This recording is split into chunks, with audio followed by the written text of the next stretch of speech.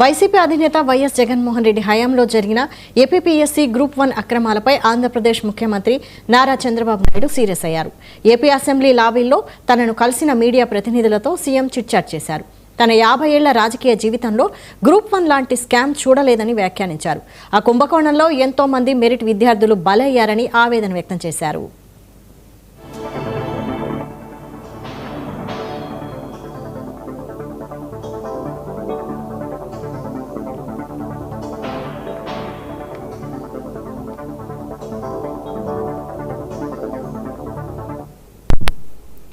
ఎల్లుండి సభలో అన్ని విషయాలు చర్చిస్తామని సీఎం పేర్కొన్నారు. డిఎస్సీలో మహిళా టీచర్లు ఎక్కువ మంది ఉన్నారని ప్రస్తావించారు. విజయవాడలో ఉపాధ్యాయులు నిర్వహించిన ఆందోళనలో వారు బాగా మాట్లాడారన్నారు. ఆత్మాభిమానంతోనే ఆత్మగౌరవం కాపాడుకునేందుకు అంతమంది టీచర్లు వచ్చారని అన్నారు. వారి ఆత్మగౌరవాన్ని వైసీపీ నేతలు దెబ్బతీస్తుండటంతో సహించలేక రోడ్డెక్కారని చెప్పారు. మహిళా టీచర్లకు డిఎస్సీతో ఆ ప్రక్రియతో ఓ ఎమోషనల్ బాండింగ్ ఉందని సీఎం చంద్రబాబు పేర్కొన్నారు.